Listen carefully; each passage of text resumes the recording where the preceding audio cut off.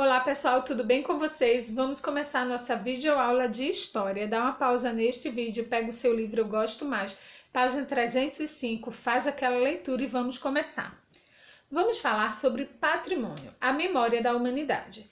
Ao estudar o passado, os historiadores usam todo tipo de fonte que puder encontrar, desde documentos escritos, jornais, revistas, fotografias, vídeos, até mesmo cidades inteiras ou estilos de arquitetura, bem como cemitérios, paisagens, materiais utilizados nas construções. Todos eles podem ser elementos valiosos para a obtenção de informações sobre as características de épocas anteriores.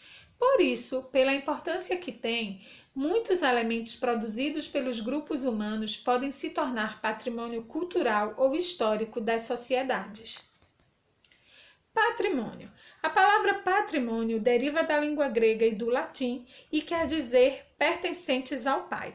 Portanto, patrimônio era tudo aquilo que passava de pai para filho, era a herança que a pessoa recebia.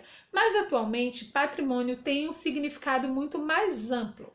Patrimônio são todos os bens que uma sociedade herda das gerações anteriores e que deve conservar para passar às gerações futuras. São os bens materiais e também os não materiais, ou os bens imateriais. A ideia de que os bens da sociedade pertenciam a todos e deveriam ser preservados como um patrimônio histórico e cultural começou a ser difundida a partir da Revolução Francesa.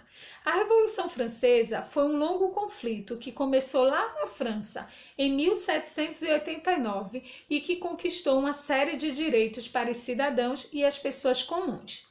Com o passar do tempo, a ideia de patrimônio passou a englobar muito mais que somente monumentos e atualmente abrange tudo aquilo que preserva a memória, a história dos seres humanos, desde o modo de falar de um povo, a alimentação, as danças, as festas. Todos os bens que são importantes para os cidadãos de uma comunidade devem ser preservados. Convenção para a Proteção do Patrimônio Mundial, Cultural e Natural. A Organização das Nações Unidas para a Educação, a Ciência e a Cultura, a Unesco, órgão da Organização das Nações Unidas, a ONU, realizou em 1972 uma reunião de países chamada Convenção para a Proteção do Patrimônio Mundial, Cultural e Natural, que estabeleceu quais são os patrimônios históricos, culturais e naturais da humanidade.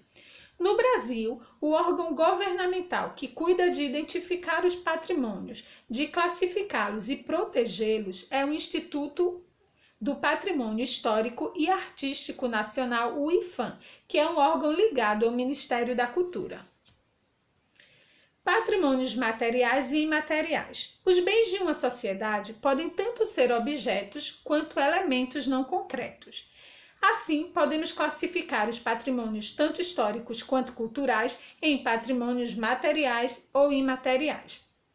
Os patrimônios materiais são objetos como construções, monumentos, paisagens naturais, ruínas de locais históricos, são bens móveis e imóveis. Podemos dizer que eles são palpáveis. Podemos sentir os patrimônios materiais através do tato. Já os patrimônios imateriais estão relacionados aos saberes, às crenças, tradições, às práticas, o modo de executar certas atividades, modos de falar, modo de ser das pessoas, danças, festas e etc. No Brasil, há 38 elementos culturais que se tornaram patrimônios imateriais e que precisam ser protegidos para que não desapareçam. Desses 5, foram reconhecidos pela Unesco como patrimônios culturais imateriais da humanidade a capoeira, o frevo, o samba de roda da Bahia, a procissão do Círio de Nazaré em Belém, no Pará, a pintura corporal e arte gráfica dos povos indígenas, o Ajampi, no Amapá.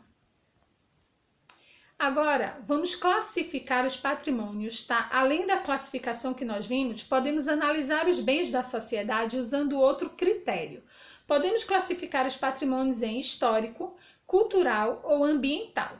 Os patrimônios históricos ou o patrimônio histórico é o conjunto de bens que contam a história da localidade por meio de suas construções, arquiteturas, materiais empregados, mobílias, utensílios, armas, ferramentas, meios de transportes, obras de arte, documentos. O patrimônio histórico é rico para a conservação da memória e oferece aos historiadores as mais variadas fontes históricas sobre o passado de um lugar.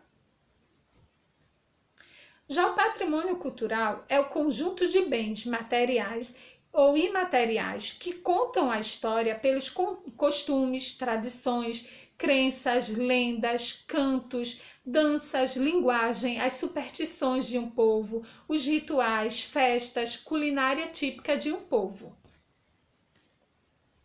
O patrimônio ambiental ou patrimônio natural são locais naturais que precisam ser cuidados e preservados, porque deles dependem tanto os seres humanos como os outros animais. No Brasil, a área de conservação do Pantanal é considerada patrimônio ambiental da humanidade.